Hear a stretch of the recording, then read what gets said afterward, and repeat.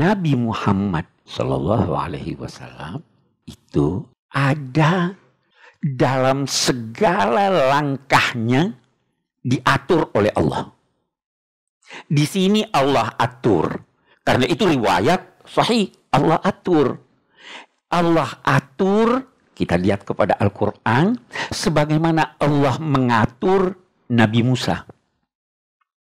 Ingat Nabi Musa dilempar ke Sungai Nil. Fir'aun pelihara dia, carikan seorang yang bisa menyusukannya. Setiap dapat satu orang dia tidak mau menyusu. Ya. Nanti akhirnya dikembalikan pada ibunya. Siapa yang atur itu? Allah. Nabi Muhammad juga begitu. Diatur oleh Allah. Kenapa? Karena Nabi Muhammad ini dijadikan oleh Allah sebagai bukti. Bukti keterlibatan Allah dalam kehidupannya dan dalam risalahnya. Dia bukti. Kita mau lihat sedikit, ada hal yang menarik barangkali ini. Apa yang berkaitan dengan Nabi Muhammad Sallallahu Alaihi Wasallam itu semua pilihan Allah. Sampai-sampai nama-nama yang berkaitan dengan Nabi Muhammad pun itu pilihan Tuhan. Ada kita baca nih, ya kan? Kita lihat. Itu kan kita baca katanya ibu Nabi Muhammad selalu mendengar suara yang mengatakan kalau lahir anakmu namai dia Muhammad. Jadi ini firman Allah ya. Ada yang membenarkan riwayat itu. Ada yang berkata tidak mungkin itu. Nah, kita mari lihat. Sebenarnya sekian banyak bahasan pakar-pakar muslim atau non-muslim yang menyatakan bahwa sebelum Nabi Muhammad diutus, penganut agama-agama Kristen, Yahudi, bahkan Buddha itu sudah mengenal bahwa akan ada seorang nabi yang bakal namanya Muhammad. Kalau Anda tidak mau percaya, Anda tidak mau percaya bahwa ibu Nabi Muhammad itu mendengar suara, masa dengar suara? Jawabannya begini sekarang. Pakar-pakar psikologi berkata bahwa bisa jadi ada seorang yang percaya benar tentang sesuatu sehingga dia menggambarkan sesuatu itu benar-benar terjadi. Mau lihat contohnya, ada perempuan ingin hamil. Ya, betul-betul. Bengkak perutnya, terhenti mensnya. Kenapa? Karena dia percaya. Setelah diperiksa tidak ada apa-apa, hamil palsu itu. Itu namanya power of belief, kekuatan kepercayaan.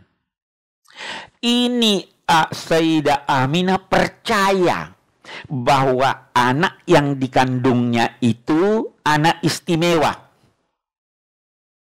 Dan mengharap supaya anaknya inilah yang bakal menjadi nabi.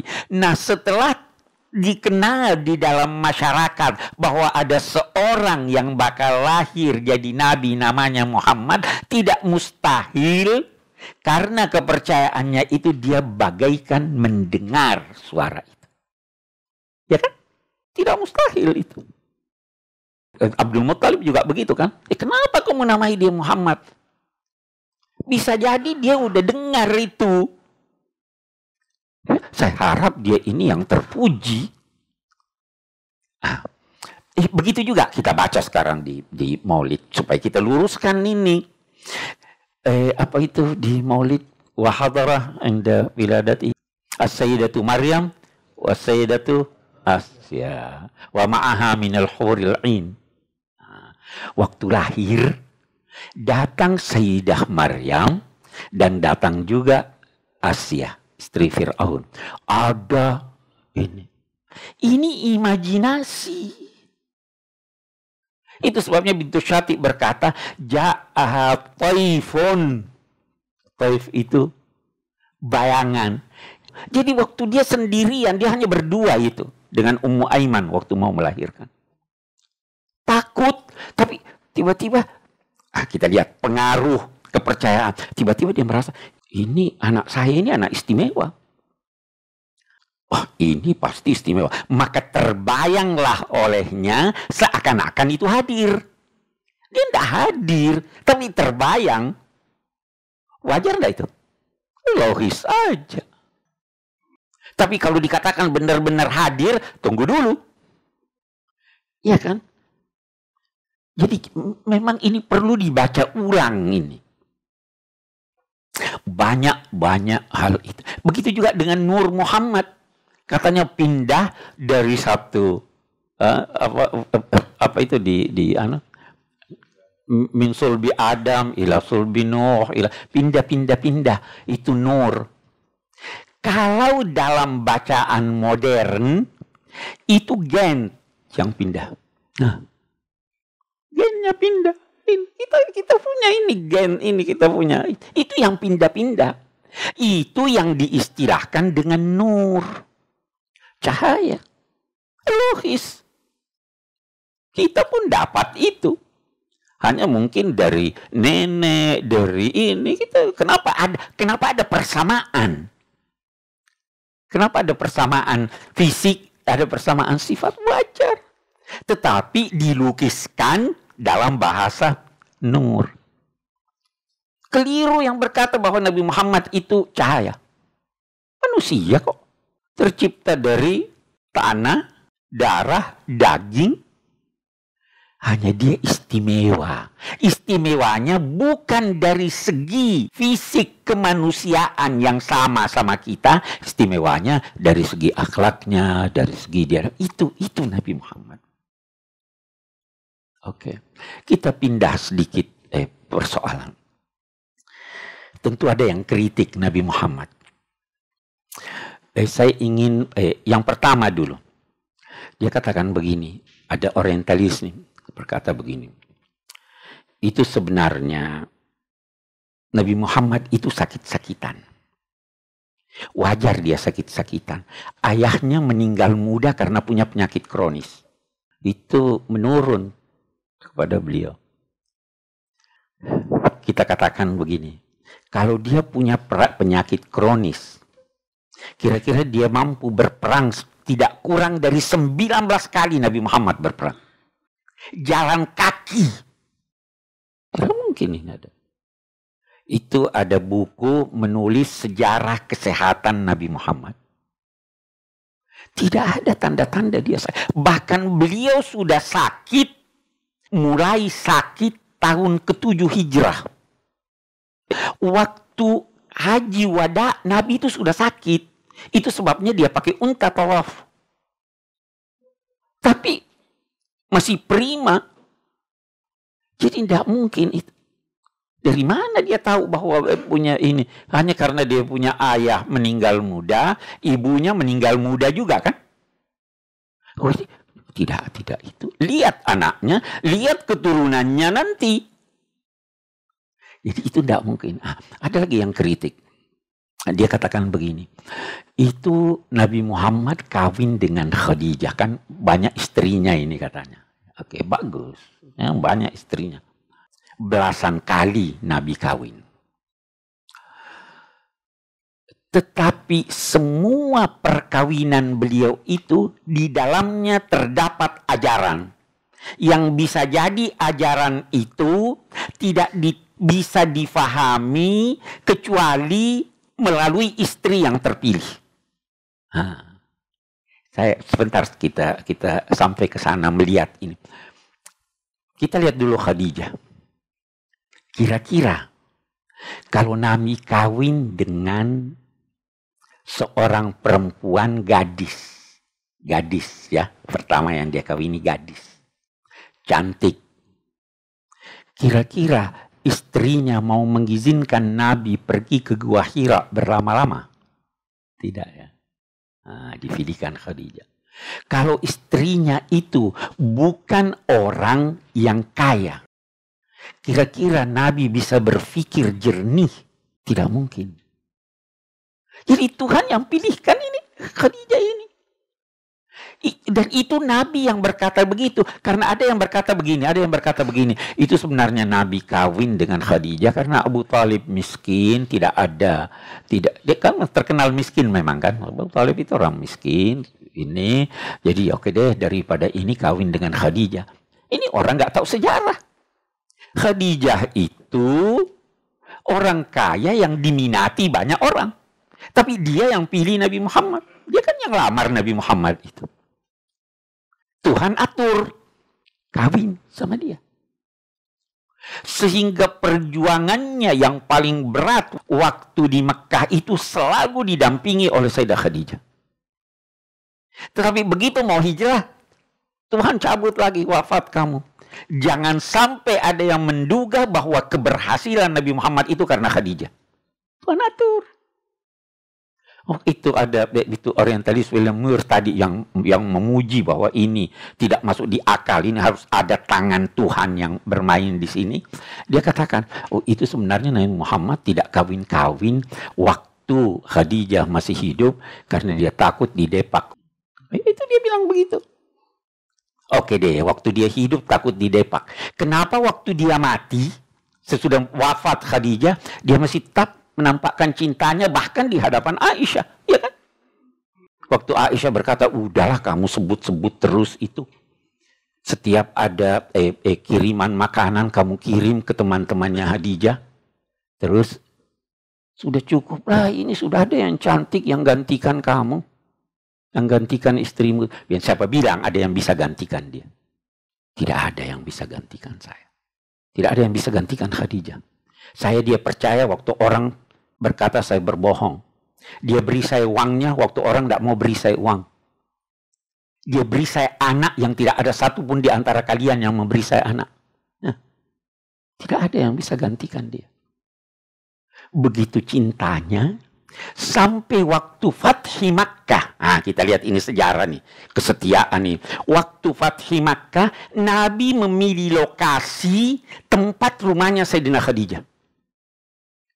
Itu kan masuk Mekah. Berkemah kita di sini. Ada satu orang perempuan datang ngobrol sama Nabi, ketawa ini. Aisyah lihat dari jauh. Apa tuh? Terus itu temannya Khadijah tadi. Nabi bernostalgia di sana. Jadi kalau memang takut didepak, kalau sudah wafat kan bisa aja. Kenapa itu? Saya katakan Tuhan yang atur lagi. Nabi berkata, ruziqtu hubbaha. Saya dapat rezeki dari Tuhan mencintainya. Setelah selesai fungsinya, dia kawin dengan yang lain. Dia kawin dengan Aisyah. Muda, cerdas. Apa fungsinya? Merekam. Aisyah itu salah seorang yang paling banyak meriwayatkan hadis. Merekam hal-hal yang tidak bisa direkam oleh orang lain. Itu fungsinya istri Nabi. Direkam itu, oh ini begini. Itu sampai ada riwayat itu bahwa setengah dari ajaran agama, paling tidak yang berkaitan dengan keluarga itu. Abu Hurairah berkata begini, kata Aisyah, enggak benar itu, saya begini dengan Nabi. Nah, mau apa lagi? Ya kan? Sekali lagi, semua perkawinan beliau yang sekian banyak itu pasti ada ajaran yang tidak bisa ditemukan melalui istri lain. Saya ambil contoh. Ada Sofia, istri Nabi Sofia. Itu orang Yahudi. Waktu habis perang Khaybar, kawin, Nabi ingin campur. Kita lihat pelajarannya nih untuk laki-laki nih.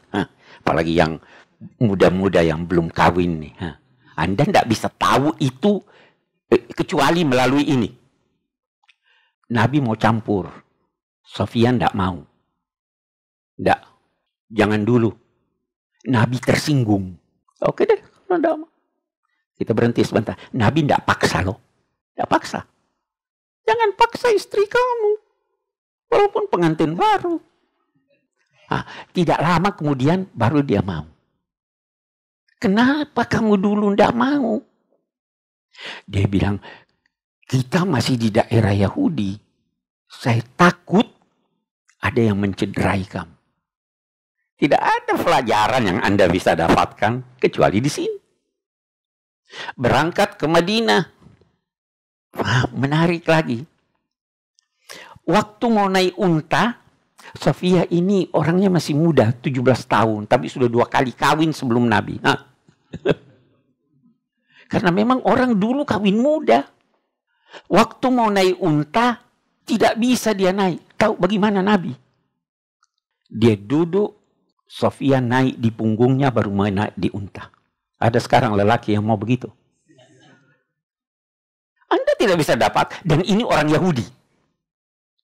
Begitu sampai di Medina, ini istri-istri Nabi. Ini dia kawin lagi di Nabi. Mau lihat begitu, lihat begitu. Dia turun jatuh. Kecil kan? Terus yang lain bilang, itu dia Yahudinya udah jatuh. Nabi marah. Jangan kamu katakan Yahudi. Pernah Zainab binti Jahash memaki dia ini Sofia, kamu Yahudi. Nabi marah, jangan maki dia Yahudi. Bermalam-malam Nabi tidak menegur Zainab. Itu Sayyidah Sofia karena cantik. Waktu Nabi sampai di Madinah, Aisyah pergi sembunyi-sembunyi lihat dia. Nabi pergok dia. Kamu udah lihat? Bagaimana kamu lihat? Kata Aisyah, orang Yahudi. Dia cemburu. Iya kan? Dia paling sensitif kalau dimaki dengan Yahudi. Dia pernah menangis. Kata Nabi, jawab itu mereka yang memaki kamu. Bahwa saya lebih hebat dari kamu. Saya punya suami Nabi Muhammad. Saya punya ayah Nabi Harun. Saya punya paman Nabi Musa. Kamu siapa? Dia bilang. Ini semua pelajaran dalam konteks orang yang Anda tidak senangi walau Yahudi, jangan melakukan sesuatu yang tidak adil terhadap dia. Waktu Nabi sakit, kumpul istri-istri beliau. Terus Sofia berkata, kalau bisa saya yang merasakan derita sakitmu. Itu istri-istri Nabi terus main-main mata. Coba lihat itu. Terus Nabi berkata apa? Ayo bangun semua, pergi kumur-kumur. Kenapa kumur-kumur? Kau punya ucapan itu. Dia berkata benar. Pergi kumur-kumur. Ini kan pelajaran nih. Yang kita tidak bisa dapatkan kalau Nabi tidak kawin dengan Sofia. Semuanya begitu. Semua begitu. Karena apa? Beliau teladan. Beliau teladan. Waktu sakit pun teladan. Jangan kira waktu Nabi sakit lantas marah-marah. Tahu waktu sakit Nabi itu masih bergurau. Tahu bagaimana gurauannya kepada Aisyah. Aisyah berkata, aduh saya sakit kepala, kata Aisyah. Dia bilang kata Nabi, saya juga sakit kepala. Kalau kamu sakit kepala, coba lihat main-mainnya. Kalau kamu sakit kepala, lantas kamu meninggal, saya akan mandikan kamu, saya kafankan kamu, saya salatkan kamu. Terus Aisyah berkata apa? Ya, itu begitu. Setelah itu kamu kawin dan kamu tidur di tempat tidur saya dengan istrimu. Gurau. Semuanya guraunya pun pelajaran. Apa yang saya ingin katakan?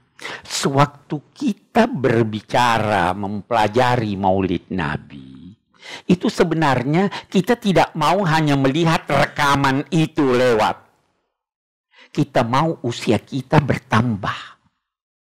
Itu tujuannya sebenarnya saya kira. pengetahuan kita bertambah, kesadaran kita bertambah, dan lain-lain. Itu baru maulid namanya. Kalau tidak, hura-hura. Kita perlu menekankan isi kita. Saya dari tadi berkata, saya tidak anti maulid.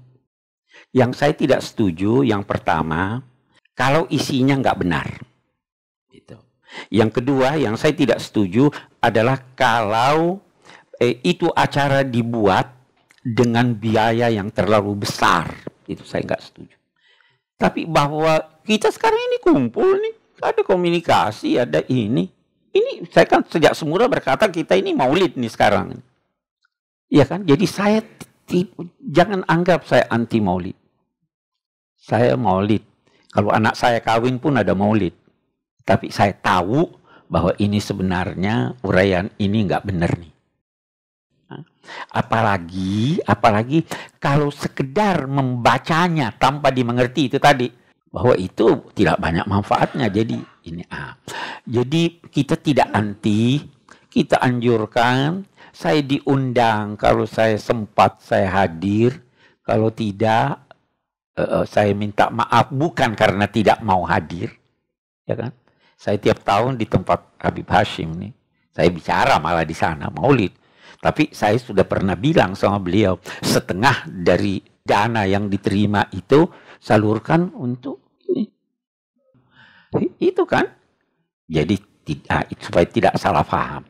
Yang kedua soal lagu-lagu. Saya selalu berkata begini. Lagu yang Islami itu bukan yang berbahasa Arab. Ini. Jangan anggap kalau sudah bahasa Arab itu Islami. Bisa jadi yang berbahasa Arab itu lebih kafir dari yang berbahasa Inggris. Ada lagu-lagu dalam bahasa Indonesia, dalam bahasa Inggris, bahasa Prancis. Yang dinamai Islami itu tidak harus selalu yang berbahasa Arab atau selalu bawa ayat dan hadis. Anda menjelaskan keindahan alam yang diciptakan Tuhan, itu Islami.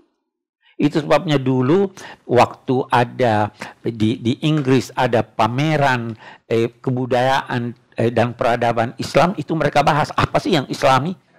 Tidak harus. Bisa jadi tulisan Cina Islami. Iya kan? Jadi kalau orang mau menyanyi lagu-lagu dalam bahasa Indonesia, memuji Rasul atau lagu-lagu yang membangkitkan semangat untuk berjuang, sangat Islami, sangat wajar daripada itu maaf dangdut yang isinya macam-macam. Itu yang tidak Islami. Walaupun ada dalam lagu-lagu bahasa Arab itu bahasa Arab, ada wallahinya. Ya, wallahi ahibbak. Jadi saya kira itu kita tidak ini, biar deh kebudayaan yang Islami kita perlu bangkitkan. Baik Bapak-bapak, Ibu-ibu, Assalamualaikum warahmatullahi wabarakatuh.